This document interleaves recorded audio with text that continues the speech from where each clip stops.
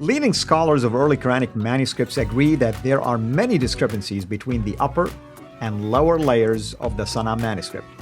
But they don't agree on what this means for the standard Islamic narrative. We'll explore their views right now.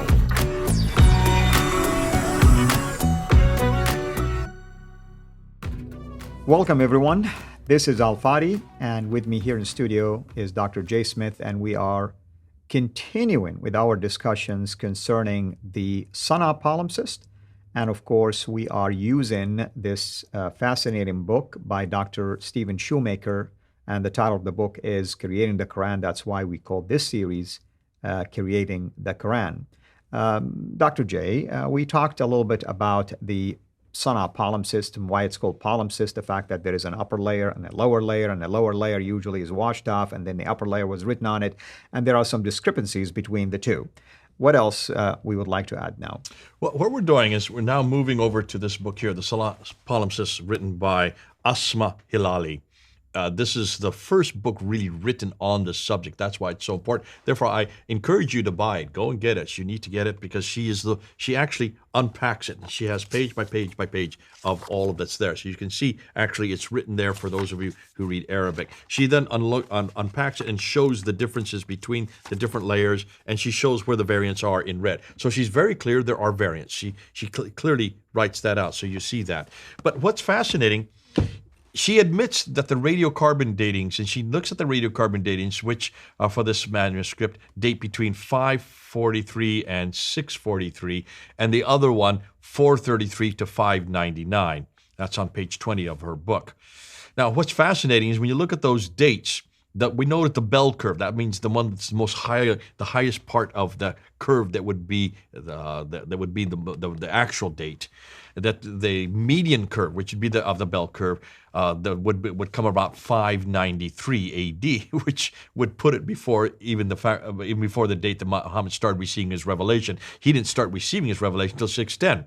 So a good 17 years earlier is the bell curve date for that. So that would be problematic in and of itself. Also, if you look at the second date, 433 to 599, this precedes not only the most of Muhammad's life, which was from 570 to 632, but precedes the beginning of the Quranic revelation again, which doesn't come till 610. So in that case, she is aware of that this is a real problem. But put that to one side, as we said in the earlier episodes, that is the problem with the carbon dating. Mm-hmm. She also admits that there are no similarities between the lower text and the Quranic variant available to us following the Sunni as well as the Shiite compilation. She said this on page 22. So what were then her conclusions? Well, she comes up with her conclusions. And you notice that almost every one of these conclusions, and I'm just going to go through 5 of them that she comes up with. First of all, she says that there are deviations.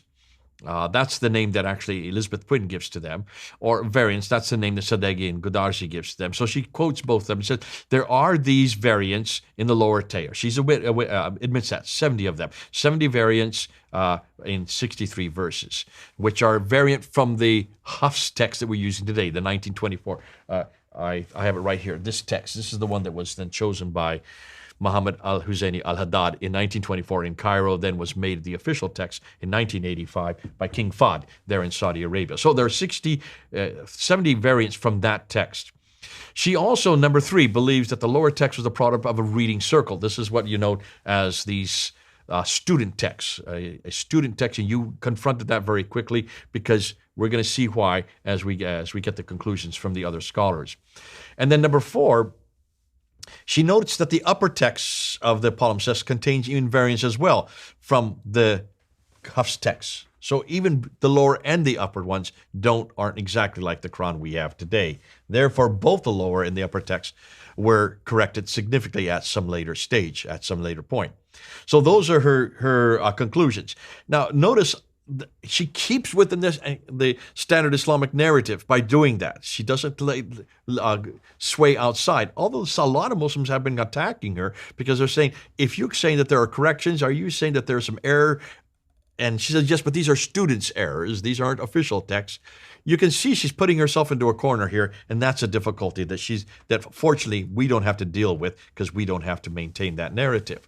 Let's go and let's see what some of the first of all, do you want to come back to me on any of that before I go on? It sounds good, and I appreciate the fact that you have synthesized the problem and the issue in here, and also you summarized her views correctly because I've been through the book many times myself. Okay, let's then go and see what some of the scholars say, because I want to see what the scholars who have read the book, who are also working on this manuscript, who have been working on it longer than she has, which is kind of ironic. The person who actually comes out with the book is not someone who is really the scholar for the book.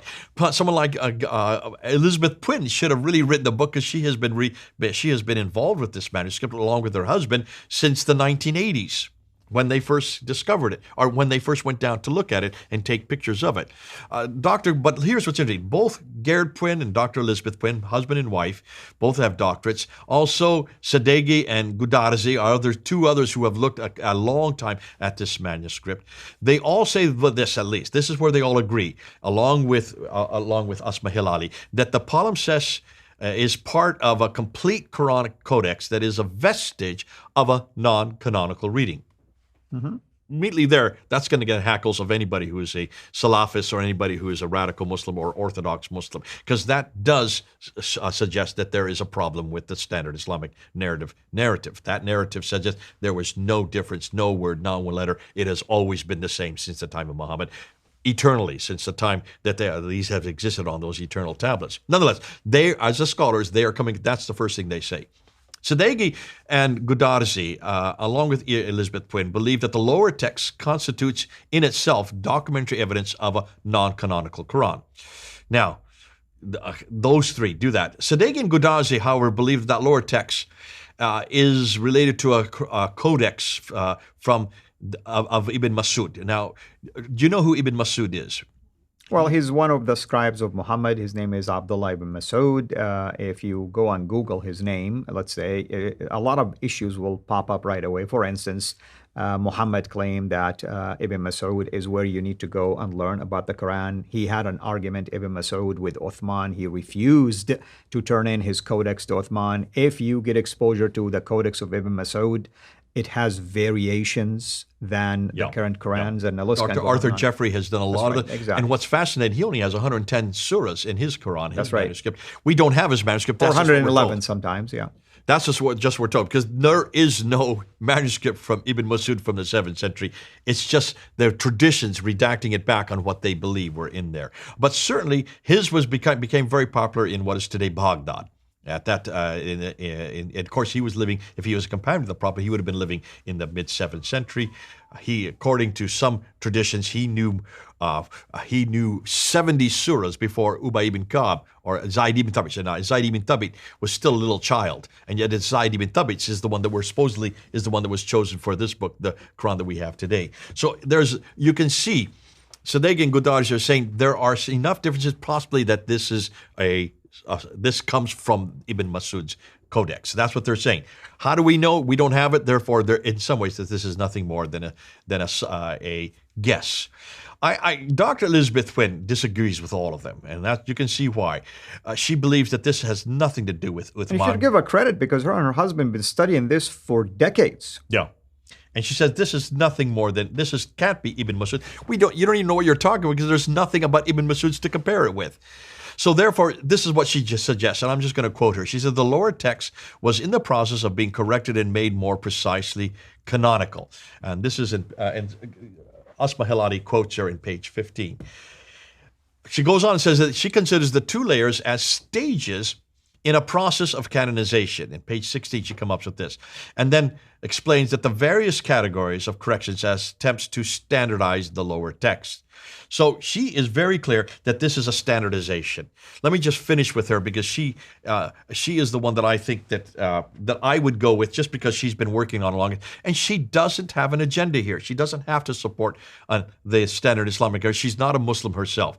I feel sorry for those who really have to support that, because they're fearful of what might happen to their career or what might happen to their salary. In this case, Elizabeth Quinn she doesn't have no axe to grind. She doesn't also have a position position, a chair to protect or a institution to represent.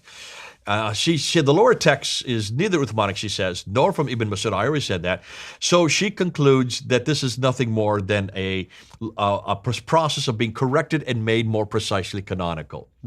This is stages in a process of canonization. So she suggests that the corrections predate the upper text. Obviously, they would. There were so many of these incorrections, and both were canonical. There are so many that at some stage the corrector abandoned the correction and just simply wiped it all off, washed it all off, and then started writing over top. That's what we have here. To me, that makes sense.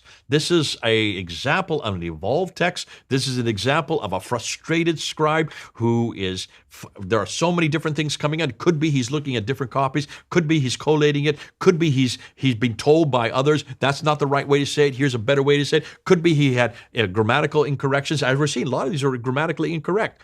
That's why he then said, well, I give up. Let me just wipe it off and let me write over top. Thank you. And in next episode, I would like to comment a little bit more on this myself. But what are we talking about next time? We're going to actually go and see how different the lower and the upper texts are. And you're going to see there are lots of differences.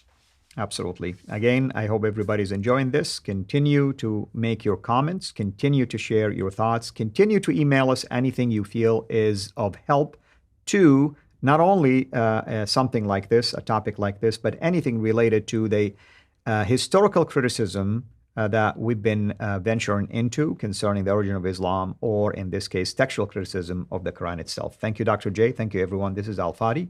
God bless. Thank you for watching this video. Be sure to like and subscribe to our channel, CIRA International, and click on the bell so that you receive notifications whenever we publish a new video or go live.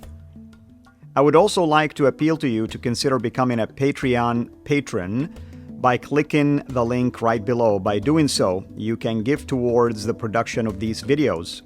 There are also other options for you where you can give to our channel. I thank you from the bottom of my heart.